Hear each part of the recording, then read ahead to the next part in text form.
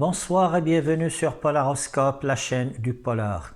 Ce soir, je continue donc à vous présenter cet immense écrivain belge, Jean Rey, qui a écrit surtout des romans ayant pour thème l'étrange et le fantastique. Ce soir donc, je vous présente une œuvre majeure, Les Contes du Whisky. Il faut dire qu'il y a quelques années, je traversais une période de rupture avec la littérature classique que je ne supportais plus.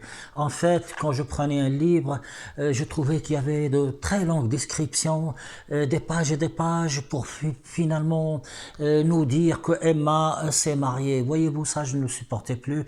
Et le coup de grâce m'a été donné par les œuvres de Gustave Flaubert, Madame Bovary, et par également, vous savez, les œuvres de Henry James qui sont très longues, très lourdes, et l'œuvre également de Pouchkine, La fille du capitaine. Là, c'était fini. Je ne pouvais plus lire au-delà de la 10e page ce genre de littérature. Et c'est comme ça, par hasard, dans une médiathèque, voyez-vous, ça sert beaucoup une médiathèque. En flânant donc à travers les rayons de livres, j'ai découvert cet immense écrivain Jean Rey qui m'a réconcilié avec la lecture. Après Jean Rey, j'ai découvert d'autres écrivains comme Lord Dunsany et comme Lovecraft, qui sont vraiment des écrivains de grande qualité et des immenses stylistes.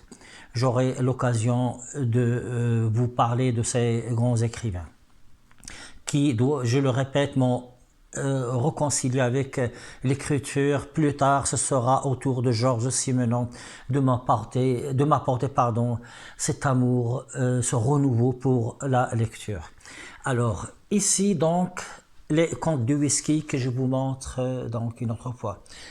Les contes du whisky, ce sont des petites nouvelles qui sont pas très longues, qui se passent souvent en Angleterre, dans un climat particulier, c'est-à-dire le climat du smog, du fog. C'est un genre de nuage, c'est un genre de sorte de nuage qui se met, de brouillard qui se met dans les rues de Londres, et ça se passe souvent dans un bar. Les gens sont dans un bar, ils se racontent des histoires. En même temps, ils pensent qu'au-delà de la porte de ces bistrots, il y a des fantômes qui se prélassent dans les rues, dans les coursives des bateaux. Ce sont des œuvres qui sont très courtes et qui commencent d'une façon rapide. Hein. Il n'y a pas trop de préambule. Ça va tout de suite dans l'histoire, comme le dit Jean Rey, comme un couteau qui rentre dans la chair. Et je vous lis quelques extraits, donc quelques débuts pour voir comment ça va très vite. Ça s'appelle À minuit. Comme minuit sonnait, un fantôme entra dans ma chambre.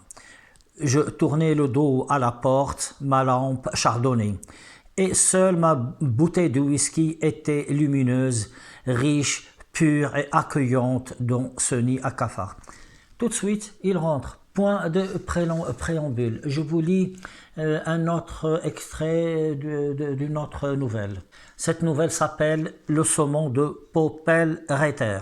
Il n'y a rien de plus stupide dans toute la création vivante qu'un saumon. Ce n'est mon ami Jéroboam Nucépène. Cette histoire n'a rien à voir avec Jérôme Nucépène, et par contre, on y parle beaucoup d'un saumon. Le début d'une autre nouvelle qui s'appelle Joshua Gulick, prêteur sur gage. Du fin boyau de toile engluée passe de pâte grêle. On devine le monstre aux multiples regards de flammes roses. Le moucheron danse dans l'air doré du soir. La sinistre toile ondoie. Les pattes s'étirent, mystérieuses, antennes, qui sentent l'ambiance du meurtre. Là, c'est un peu surréaliste. Dans toutes les histoires de Jean Rey, dans ces histoires, les contes du whisky, il s'agit de marins qui souffrent, qui sont perdus, qui ont le goût de l'amertume, qui racontent leur odyssée à travers toutes ces mers. Et surtout, ces marins savent qui n'auront jamais de vraie famille. Ainsi, quelques marins sont en train de discuter quel nom donner à un bateau qu'ils viennent d'acquérir. Et un Après c'est assez touchant, il dit, je vais lui donner un nom, disons Héloïse. Et puis il dit, vous savez, Héloïse, c'est le nom de la fille que j'aurais voulu avoir. Et c'est le nom de cette fille que je n'aurai jamais, que je vais donner à ce bateau. Voyez-vous, il y a plein d'amertume.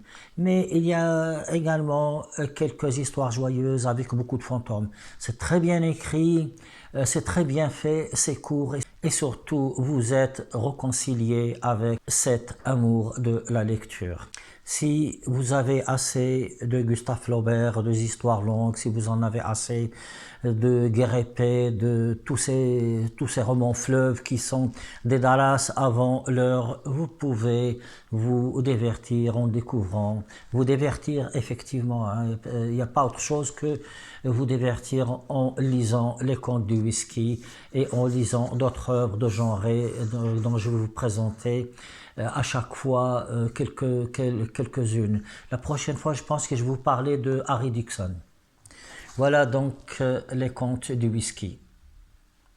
Reste quand même à dire qu'il y a quelques passages antisémites dans les contes du whisky et c'est à vous de voir et à vous de porter un jugement.